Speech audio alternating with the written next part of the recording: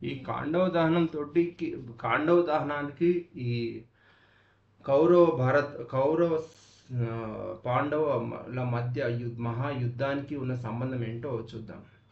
ఈ కాండవ దహనంలోనే ఒక రాక్షసుడు, మయుడు అనే రాక్షసుడు తప్పించుకున్నాడు. అతను తప్పించుకోవటానికి అర్జునుడే హెల్ప్ చేశాడు. సో ఆ హెల్ప్ చేసినందుకు ఆ మయుడు ఏం చేశాడంటే, నువ్వు నన్ను హెల్ప్ చేసినందుకు నేను నీకు చాలా కృతజ్ఞుణ్ణి, నీకు నేను ఏం చేయాలో చెప్పు అని అడుగుతాడు. అప్పుడు అర్జునుడు, నువ్వు మంచి ఆర్కిటెక్ట్ అంట కదా, నీకు మంచి ఇల్లు కట్టడం నేర్పరివంట కదా, నాకు మంచి ఇల్లు కట్టి అని చెప్తాడు. దానికి మయుడు ఒక మయసభ అనేది కడతాడు. ఈ మయసభ ఎప్పుడైతే కట్టాడో అదే ఈ పాండవ కౌరవులకి యుద్ధానికి నాంది.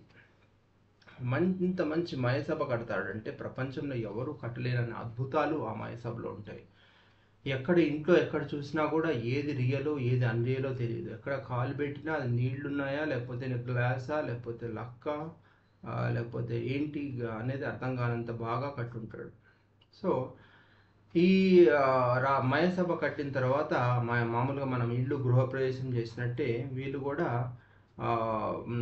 నారదుడు వచ్చి ఇల్లు మయసభ బాగా కట్టావు, ఈ మయసభకి నువ్వు గృహప్రవేశం చెయ్యకముందే ఒక రాజసూయ యాగం అనేది చేయాల్సి ఉంటుంది. ఆ యాగానికి కావాల్సింది ఏంటంటే, ఏదో యాగం చేయాలంటే ఇంత ఇంత ఆయిల్, ఇంత పసుపు కుంకుమ కాదు. రాజసూయ యాగం చేయాలంటే మీ నలుగురు అన్నదమ్ములు వెళ్ళి నలుగురు 4 దిక్కులుగా వెళ్ళి కొన్ని రాజ్యాన్ని గెలుచుకొని రాగలిగితే రాజసూయ యాగం మొదలు పెట్టచ్చు అని చెప్తాడు.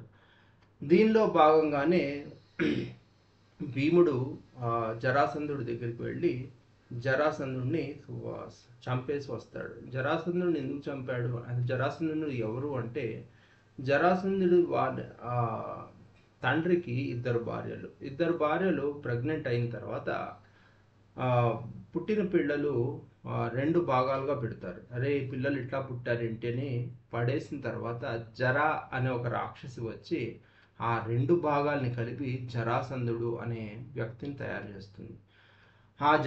ఈ రాక్షసి మూలంగా పుట్టాడు కాబట్టి జరాసంధుడు కూడా రాజ్యం, తండ్రి యొక్క రాజ్యాన్ని తీసుకొని రాజ్యాన్ని ఏలుతున్నప్పుడు ప్రజల్ని రకరకాలుగా ఇబ్బంది పెట్టేవాడు. ఈ ఇబ్బందుల్ని ఎలా బయటపడాలా అని భీముడిని అడిగితే భీముడు వెళ్ళి జరాసంధుడిని చంపాడు. కానీ జరాసంధుడితో యుద్ధం పెట్టుకున్నాడు. ఎంతసేపు యుద్ధం చేసినా యుద్ధం ఆగకపోతే జరాసంధుడు 2 పార్ట్స్ని కలిపితే పుట్టినవాడు కాబట్టి ఆ బాడీని 2గా చీల్చమన్నాడు కృష్ణుడు. కానీ ఎన్నిసార్లు చీల్చినా మళ్ళీ అతుక్కుంటున్నాయి. సరే అని చెప్పి ఈసారి చీల్చిన పార్ట్ ఒకటి ఇటు వేసేయి, లెఫ్ట్కి రైట్కి వేయి అంటే అప్పుడు అటు నుంచి ఇటు వేసినప్పుడు జరాసంధుడు చచ్చిపోయాడు. అది జరాసంధుడి కథ.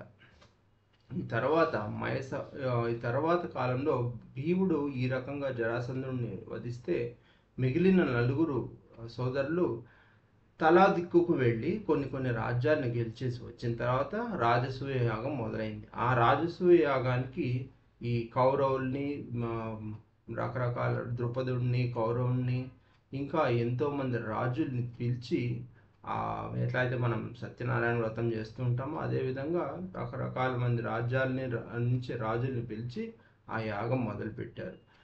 ఈ యాగం మొదలుపెట్టిన తర్వాత కంప్లీట్ అయిపోయిన తర్వాతే శిశుపాలుడి వధ జరుగుతుంది. అది ఎలాగో నెక్స్ట్ ఎపిసోడ్లో చూద్దాం.